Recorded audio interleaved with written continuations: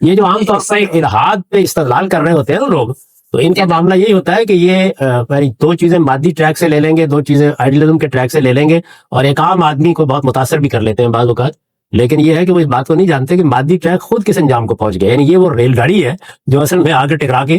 خود بیچاری کھڑی ہے. صحیح. صدیق حمدی صاحب نے تیسرا جو نقطہ ارشاد فرمایا ہے وہ یہ کہتے ہیں کہ میتھ جو ہے وہ یہ بھی ٹھٹھا اڑاتے ہوئے کہ دیکھیں جو ملحد ہیں ان بیچاروں کو تو پتہ ہی کچھ نہیں ہوتا، وہ بیچارے جو ہیں وہ دو چیزیں آئیڈیلزم کے ٹریک سے اٹھاتے ہیں اور دو چیزیں مٹیریلزم کے ٹریک سے اٹھاتے ہیں، اور ان بیچاروں کو یہی نہیں پتا کہ جو مٹیریلزم کی ریل گاڑی ہے وہ ٹکرا کے ختم ہوگی بھی.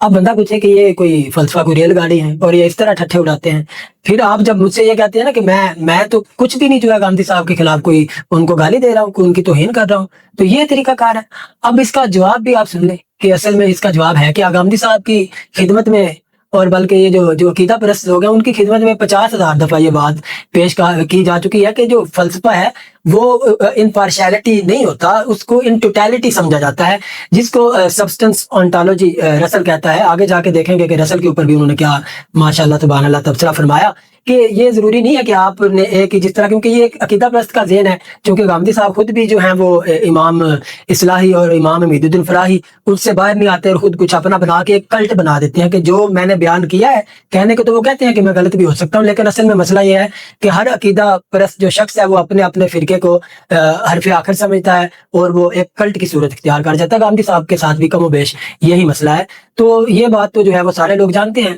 کہ جب فلسفہ آگے بڑھا تو ظاہر سی بات ہے پھر یہ دونوں چیزیں جو ہیں وہ ضروری ہیں، مادہ بھی ضروری ہے اور مثالیت پسندی یا شعور بھی ضروری ہے، جس کو رسل جو ہے وہ سبسٹنس آنٹولوجی کہتا ہے. تو یہ دوسرا نقطہ تھا، آپ کو دیکھ آپ یہ سن لیں جو ہے وہ گاندھی صاحب کے اپنے الفاظ، چونکہ اس طرح پھر وہ میں گاندھی صاحب کے اپنے الفاظ لگاتا رہوں گا تو ویڈیو کافی لمبی ہو جائے گی. تو بغیر دیکھے اگر آپ نے کمنٹ کرنا ہے تو موسٹ ویلکم، کیونکہ آپ تو گاندھی صاحب کی بھی جو ویڈیو سننے پہ جو ہے وہ سنے بغیر ہی آپ کیا کہتے ہیں کمنٹ کر دیتے ہیں.